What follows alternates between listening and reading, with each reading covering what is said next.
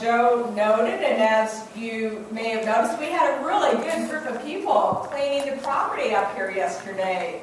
The men just did so much work. I don't know if you noticed in the courtyard that the shrubs are cut back. You can actually see the windows and the buildings. I can smell the evergreens from where they've cut down those things. They washed the windows, they pulled up weeds, they worked on the sign and all kinds of stuff. And the women worked inside. They washed the insides of the windows, they cleaned the pews, filled the visitor cards, and sorted through the storage cabinets in the fellowship hall.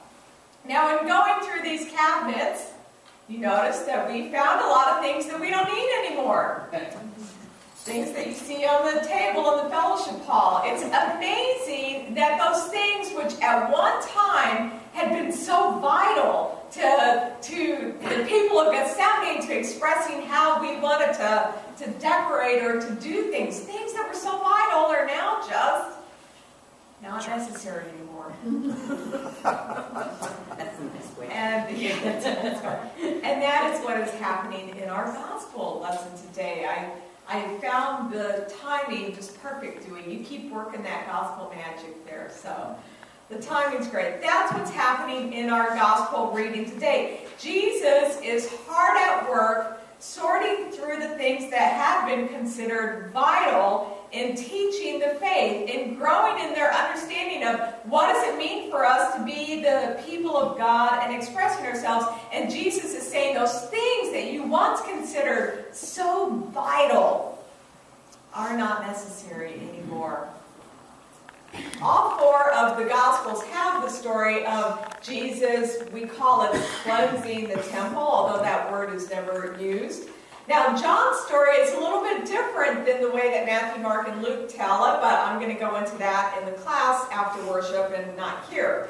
But do notice, they all have it during Passover, which is the most important, one of the most important festivals of the Jewish calendar. So Jerusalem is packed with people that have come to Jerusalem specifically to go to the temple to make their obligatory sacrifice to God following God's command in Exodus.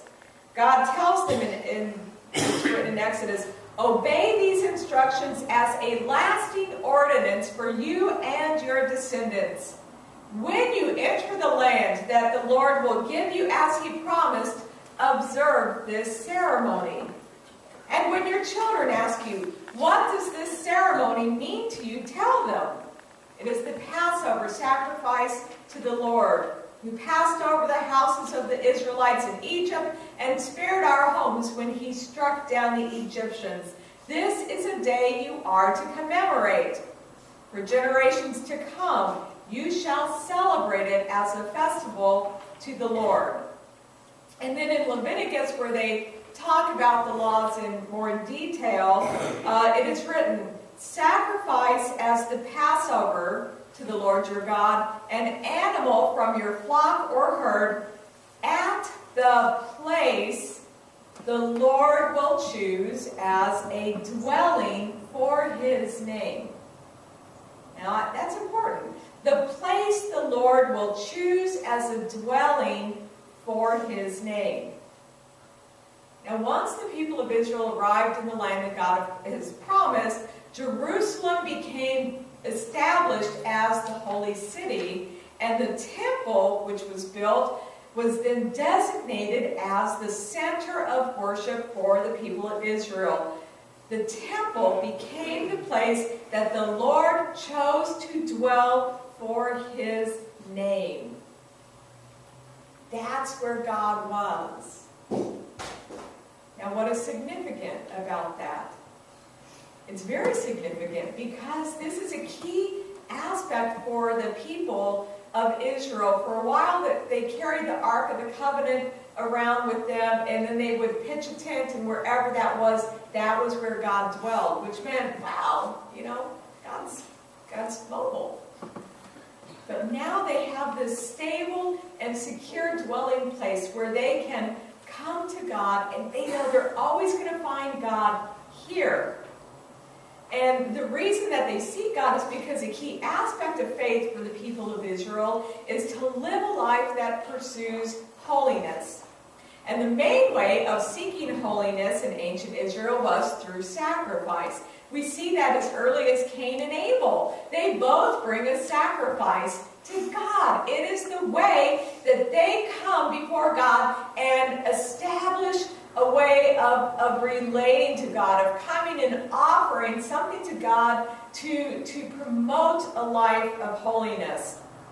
From the time of Cain and Abel, through Abraham and Moses and all of the stuff of David and his successors, sacrifice embodies the interaction between Israel and God. And now the temple is the place where that happens. So the temple is where God dwells. It is where the people come and they offer holy sacrifices. Sacrifices to spell out their relationship. Now, in the Old Testament, there are a lot of different types of sacrifices. There's the sacrifice of Thanksgiving, there's the sacrifice of the first fruits, there's the sacrifice of the harvest, there's the Passover sacrifices, and all of these things. All of those, though, sacrifices are a way of acting out your relationship with God. In essence, a sacrifice is a symbolic way that the worship says, this offering represents my giving to you my life. In giving this sacrifice, I am giving you my heart. I'm asking you, God, to receive my heart and to accept it. And of course, there's kind of a hierarchy system there. The more that you sacrifice, then certainly the more that God loves you, right? And the more you can afford, the better the sacrifice. So those that have a lot of money can sacrifice an ox. People with a little less money can sacrifice a sheep. Then a little bit less, you get this, and then finally down to the dove. And if you remember that Jesus' parents, when they offered their sacrifice for Jesus in the temple when he was the child, they could only afford the smallest of the sacrifices. I think it was a sparrow. But it's an act of devotion. Sacrifice is an act of devotion, of entrusting yourself to God, giving your life into God's hands. So what Jesus encounters here with these money changers and with the sheep and the oxen and the doves, they're supposed to be there. It's not like this isn't an important part of their faith. It's important. It's required by law. They are required to give sacrifice. They're required to come to the temple, and there are certain things. They have to exchange their money because their money has it's Roman currency, and it's got a picture of the emperor. We just heard in Exodus, you shall have no other idols. Coins with the Roman emperor, that's an idol. They exchange it for Jewish currency so that they then can come before God with holy money. And they can then purchase their sacrifice and do what it is that this covenant with God has established. They're supposed to be there. They're helping the people live out their life of holiness. So what is up with Jesus? What's up? What's the fuss all about? In Matthew, Mark, and Luke, when Jesus comes in and he destroys the temple or whatever, they have him saying, my house shall be called a house of prayer, but you have made it a den of thieves. So for Matthew, Mark, and Luke, it looks like what they're saying is that the issue is that he's upset about this financial abuse that's going on. And yes, let's call it what it is. There was that going on.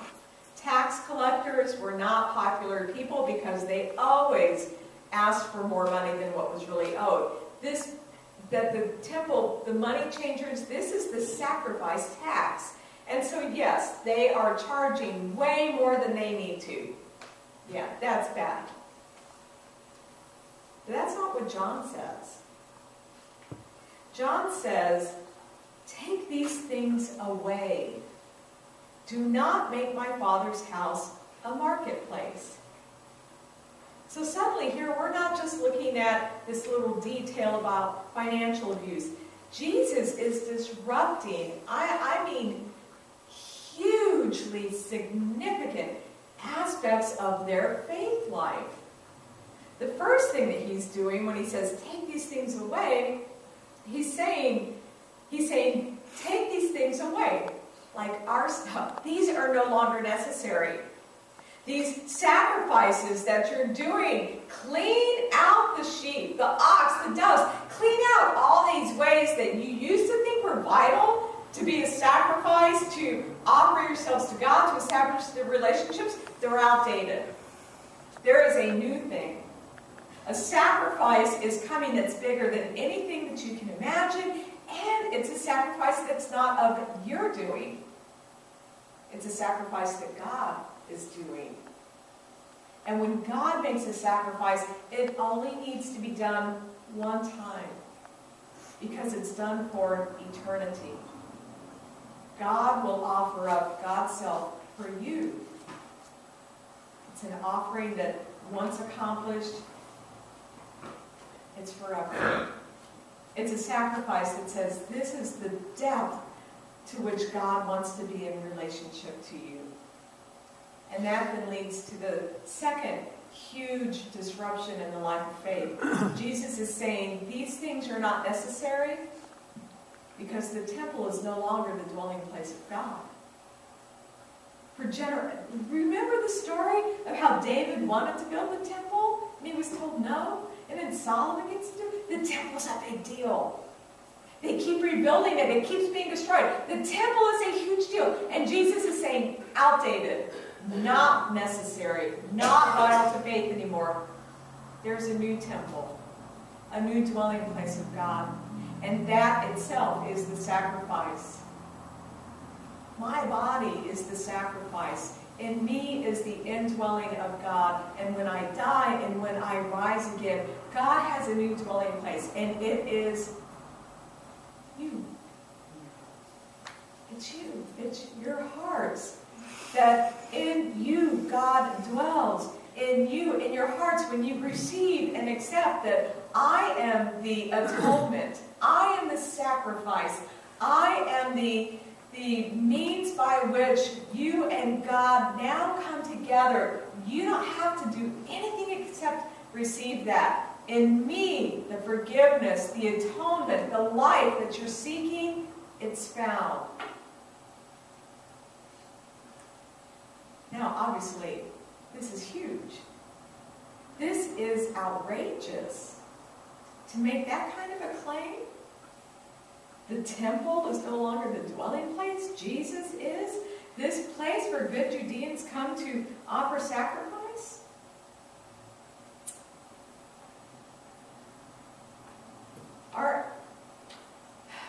It's huge. It's huge. And so I just want to leave you with two thoughts.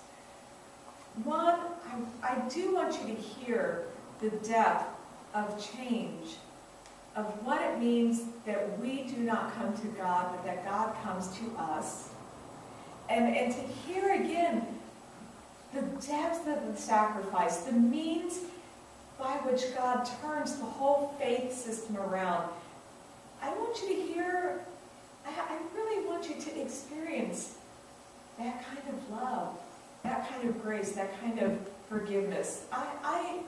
It means so much to me in my life. I want it to mean something in everybody's life. That's one thing. The second thing's a lot more hard, more difficult, and it's something I ask myself, and I'm going to challenge you to ask yourselves. Are there things that you need to clean out in your heart and in your mind to get rid of the old ways? To get rid of the old ways that you think that your relationship with God might work, old ways of how you approach God. Have you maybe developed any rituals in your life that are no longer necessary?